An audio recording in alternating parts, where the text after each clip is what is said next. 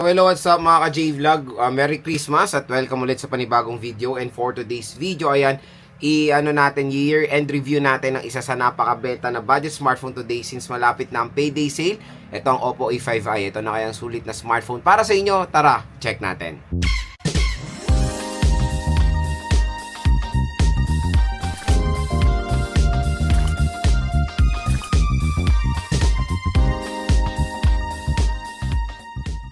So yan mga ka-J-Vlog, good news dahil murang-mura na rin ang Oppo A5i ngayon sa official store ni Oppo sa online. Again, dito na kayo bumili sa official online store dahil sobrang layo po ng presyo niya compare sa mall or sa mga third party na mga tindahan. So maganda dito na tayo bumili para malaki rin yung matitipid nyo. So gumawa tayo ng video ulit or year-end review dito sa Oppo A5i para ma-share sa inyo yung initial thoughts dito sa smartphone na to kung sulit ba siyang i-purchase going 2026.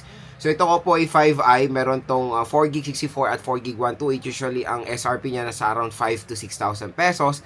Pero magandang balita mga ka-J-Vlog, yung 64GB nito sa official store ni Oppo sa online, murang-mura nyo lang po makukuha.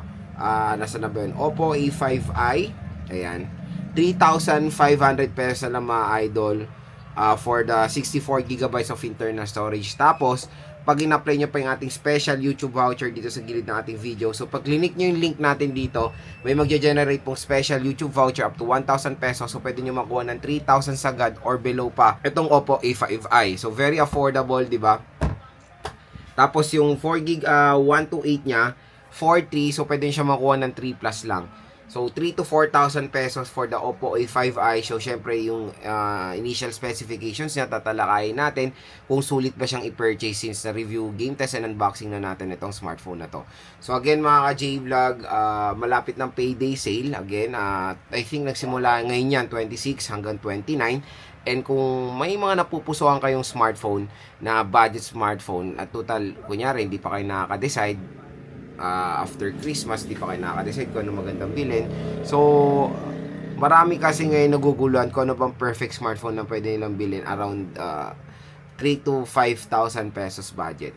I know iba naghanap ng secondary smartphone, gagamitin nila for work, ibibigay nila sa anak nila pang regalo, di ba? So, etong video na to ay baka makatulong po sa inyo sa inyong buying decision when it comes sa Oppo A5i. So again mga ka-J-Vlog, yung Oppo A5i at ang Oppo A3X, wala po silang ganun pinagkaiba.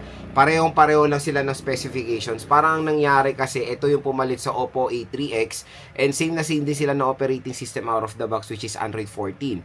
So yun lang yung medyo nakakagulat dito sa Oppo A5i. Walang ganun pinagkaiba doon sa Oppo A3X. Okay lang sana na nandito yung Oppo A5i, inalis na nila A3X. Hindi eh.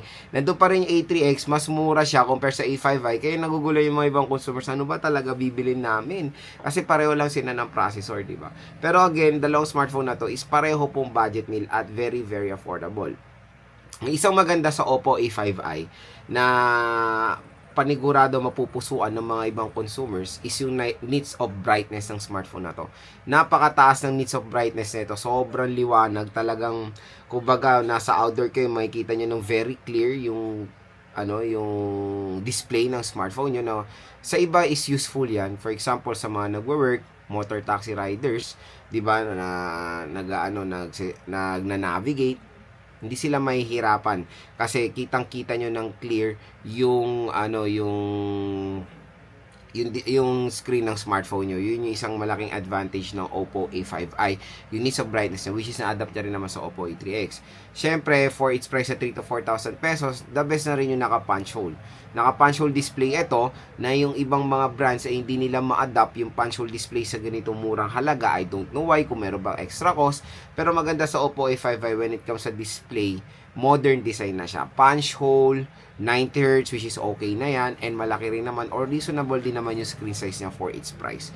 Ito nga lang talaga magiging skeptical ang mga ibang consumers which is sa processor. Yung processor nito is a Qualcomm Snapdragon 6S Gen 1 na I don't know sa iba is talagang ayaw ang 6S Gen 1. Syempre iba kasing mindset when it comes sa Snapdragon ay maganda agad. Hindi po eh. Based on my experiences sa Oppo A5i, I don't know why kung bakit, pero yung Adreno 610 is all goods din naman yan sa mga ibang processor or sa mga ibang brands. Pero dito sa Oppo, hindi eh. Maglalaro ka lang ng ML dito, nag-frame drop siya or hindi siya smooth. And ang nakakatawa pa dito, pag nag-screen record kayo while playing, medyo nahihirapan yung phone. Hindi naman siya sa RAM kasi sa mga ibang brands na nagagawa ko yan. Pero dito sa Oppo A5i, medyo nahihirapan siya isabay yung screen record while playing. So again, I will not recommend this for gamers. So yung mga light gamers lang, kung MOBA games, pwede. Pero pag Genshin, WoW, ay nako, wag nyo na pong balakin. Even sa mga tasks, nakikita ko sa comment section, nag-o-observe ako sa comment section, na sinasabi nila, kakabili lang nila ng Oppo nila na unlock daw. So, natatry ko naman din yan. And minsan nakaka-experience nga tayo ng mga delay of opening of apps. Pero hindi naman every time. Pero merong mga scenarios na ganun. Pero when it comes sa mga social media na naman, nag-scrolling ka, all goods naman ng Oppo A5i. Sa games lang talaga hindi ko siya mare-recommend, okay? So, syempre, always manage expectation when buying a smartphone, 3 to 4,000 pesos. Wag yun ang balaking pang laro, yung ganitong smartphone. Lalo na in-offer nila sa 3,000 sagad is 64GB of internal storage lang. So, yung Oppo A5i for me, mare-recommend ko siya sa mga consumers na basic tasks or casual things lang naman ang ginagawa sa isang smartphone. So, the camera, I don't know sa iba, hindi sila, meron pa akong pinost sa Facebook nun, hindi daw malinaw yung camera ng Oppo A5i. Kitang-kita rin naman sa mga photo samples ko na malinaw naman talaga. I don't know kung bakit ganoon yung comment niya. Pero yes, malinaw for me, based on my observation while taking photos sa Oppo A5i, malinaw siya for an 8 megapixel. Even the front-facing camera, malinaw din naman siya kahit papaano. So for a price na 3 to 4,000 pesos, isa si Oppo A5i sa nagustuhan kong camera smartphone. Sa ganitong price segment, of course. Next is yung speakers. Sa speakers is single speaker pero na-adapt niya rin yung Oppo A3X which is beyond 100% yung volume na ino-offer. I think 300% volume. And yes, malakas din naman ang speakers na mapoprovide ng Oppo A5i pero syempre, mas better pa rin talaga or iba pa rin talaga ang quality pag bass siya or dual stereo speakers dahil buo yung sound, mas maganda yung bass, kumbaga. Dito kasi, talaga mo yung feel nyo pag pinapakinggan nyo, yung isa lang talaga lumalabas, ganun yung feeling. Pero when it comes sa loudness, okay na okay naman din ng Oppo A5i mga ka-J-Vlog. Battery, I know sa iba, syempre, mas gusto na nila yung option na nila yung malalaking battery sa mga ibang brands. Pero syempre, for a price of 3 to 4,000 pesos, 5,100 is malaki po yan, all goods yan. And natry ko rin naman ng Oppo A5i sa iba't ibang scenario when it comes sa battery performance.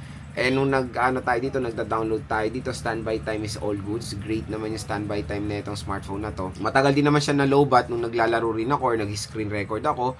Kaya for me, when it comes sa battery performance, all goods din naman mo offer ng Oppo A5i. At ang pinakamalupit dito at pinakamalaking advantage ng device na to sa mga competitors niya is of course yung kanyang 45 watt fast charging. Usually sa mga ganitong presyohan, 18 watts, 15 watts.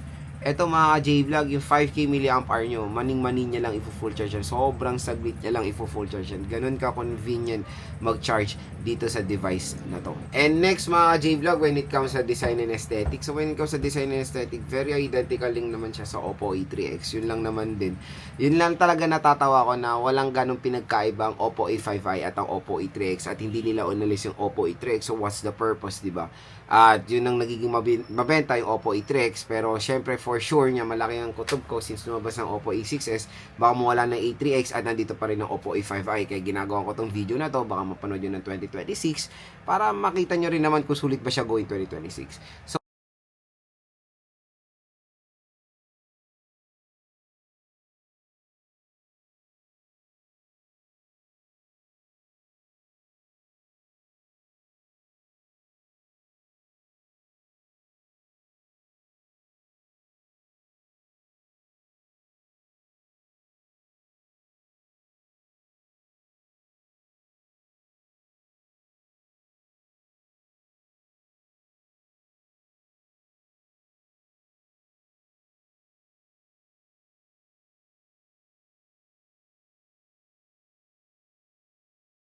So again mga ka-J-Vlog, for its price, based on my observation and gamit ko dito sa Oppo A5i,